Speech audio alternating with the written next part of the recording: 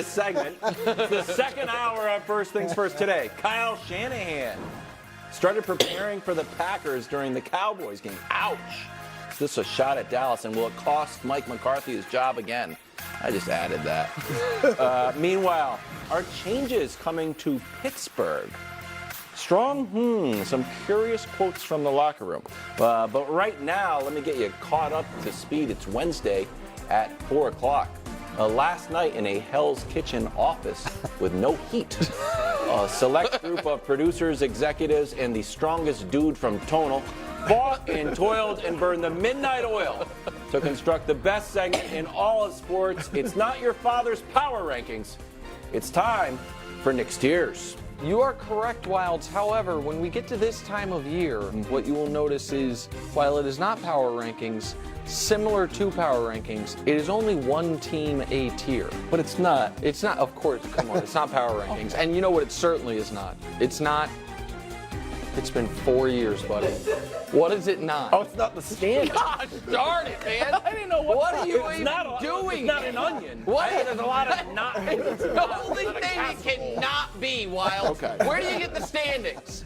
USA Today. Yeah, your local Ramada Inn or Yeah, something. you go right by the breakfast exactly. burritos. Bottom row. Woke up feeling dangerous. Yes, now this let's is go. partially Baker Mayfield, but it's also Todd Bowles' defense. Todd Bowles' plan in the defense was to blitz the Eagles until they made an adjustment. And then Nick Sirianni, his infinite wisdom, said, what if we just don't? And Todd Bowles said, that'd be fine with us. Now, I don't think that's going to be the case against Ben Johnson and the Jared Goff and the Detroit Lions, but what we do know is if you pressure Goff, he can't deal with it. So Baker's going to chuck it deep, and the Bucs are going to try to heat him up. Woke up feeling dangerous. They couldn't. Could they? Green Bay in San Francisco. Jordan Love slinging it. Kyle Shanahan. What if he just trails 7-0 early to Matt LaFleur? A little nervous. They couldn't upset the Niners. There's no way, right? Next year 4 of a 5-year plan. And here's what I mean. Right now, we have head coaching interviews going on across the country, and you have head coaches that are going to try to sell owners, I have a 5-year plan. Year 1, we're going to install a culture. Year 2, we're going to try to be a 500 football team. Year 3, by year 4, I think we can be in the divisional round or further. D'Amico Ryan said, how about we do it all in the first year? How about I install a culture, we get above 500, win the division, and we do all that with a rookie quarterback, with rookie skill position players. Next, month of Michigan. On December 30th, something happened. The Lions lost to the Dallas Cowboys in excruciating fashion. Felt same old Lions, going to be screwed out of the 2 seed, not going to be able to do it. Later that evening, the Detroit Pistons snapped a 27-game losing streak. Since then, what's happened? Well, the University of Michigan has won a semifinal and a championship game in the college football playoff. The Detroit Lions have won their first playoff game in 30 years, and all of a sudden the Cowboys are out and they have another home game at Ford Field. Could January be the month of the Michigan sports fan? We shall see. Franchise fork in the road. This is for the Buffalo Bills. It's very clear what this is. Are you going to become the first team in nearly 30 years in the NFL to lose 3 times in 4 years to the same team in the postseason?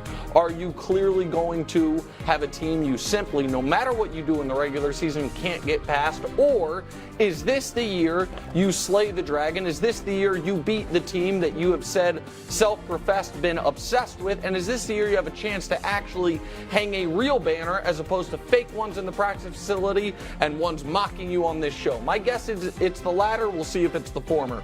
Next, everything you could ask for. The Niners. They got the 7 seed coming to town. Not one of the teams we expected. Dallas and Philly. We all looked at the NFC throughout the year. 3-team race. Well, 2 of them got beaten round 1. You have one of the healthiest teams in the league. You have a well-rounded roster. And you have a quarterback who some smart people were arguing multiple times throughout the year might be the MVP of the league and should get more credit to go along with the running back everyone agrees is the best running back in football, smart head coach, everything you could ask for. Next, be honest, they're a little nervous. Facts. The Ravens. There's the rust. There's the fact that you watched what C.J. Stroud did in the previous round with not a care in the world against an AFC North great defense who you struggled with. So there's the ghosts of playoffs past. You have the profile of an all-time team.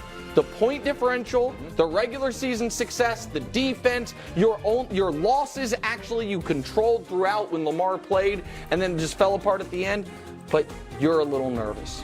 Be honest. You're a little nervous. That's everyone who has been dancing on the Chiefs' grave all year. That is people on this set. That is most notably Chris Broussard and Eric Mangini, who have treated the Kansas City Chiefs, who are one of the 8 teams remaining, like an NAIA team this year, and talked about a 19-point playoff win not being that impressive and how all we need is one receiver to step up, and then when that receiver steps up, we pretend that didn't exist. All we need is to not turn the ball over, and then when they play a perfectly clean postseason game, we say, who couldn't have done that in negative 30 degrees? Be honest, you're a little nervous for fading what is clearly the best team of the generation. That is the divisional round tiers. Coach, go ahead. Be honest, you're a little nervous. I'm not nervous at all. You're a little nervous. This is the match. You got a tattoo that said never doubt. Be honest that you predicted they were 18-0. Hey, be honest. I didn't predict low blows. Be honest. Be honest that every single week you try to convince yourself how good this team is, and somehow they find their way to the top. There might have been some drinking in Hell's Kitchen when you were putting some of these names together. I love the year 4 out of a 5-year plan.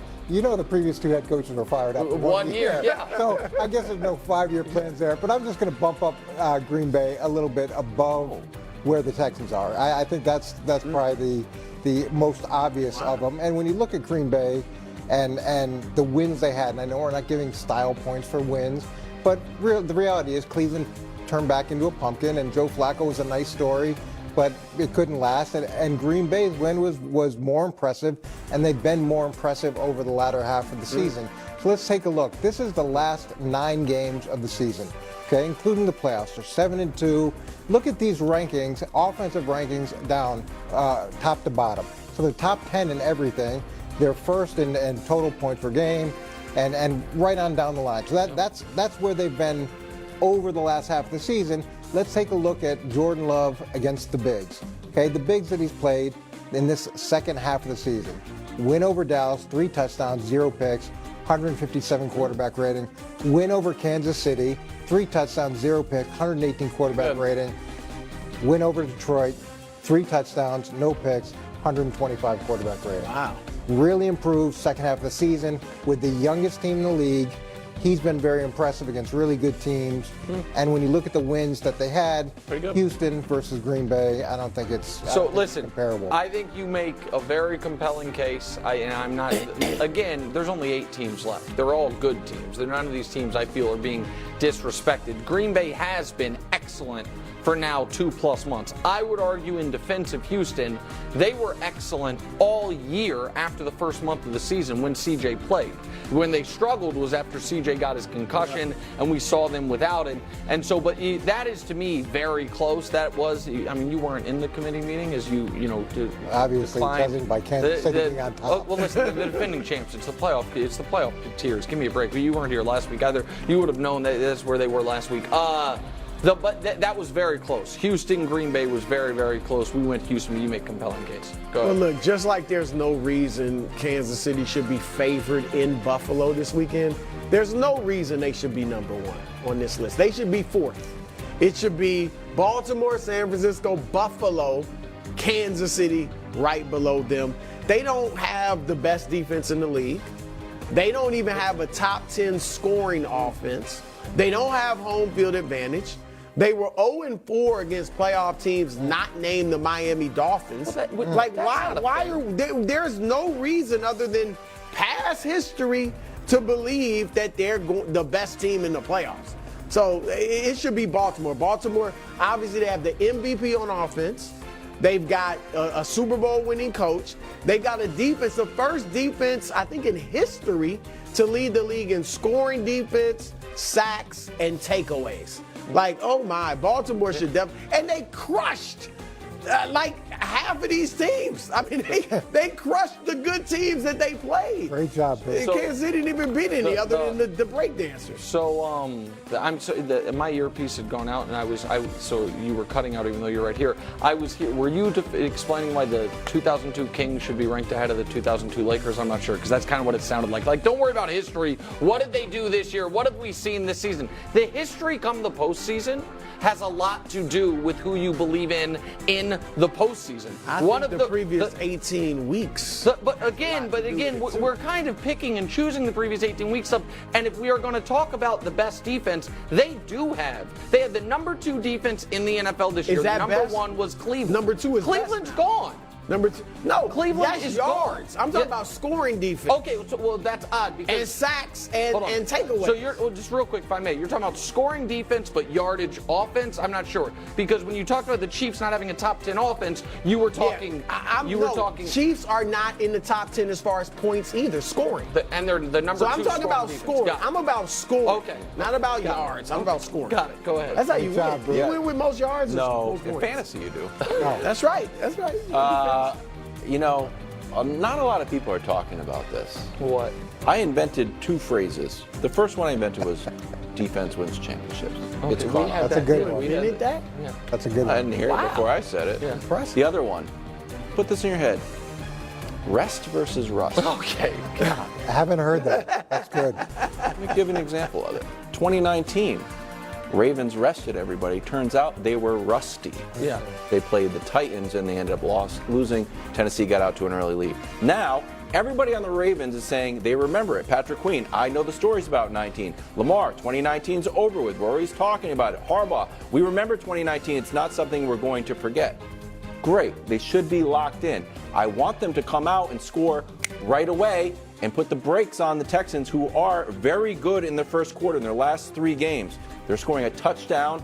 Their yards up. They got 112 yards in the first quarter in their last 3 games, and CJ's up here at 128. Now, here's because they're not rusted. They're not what?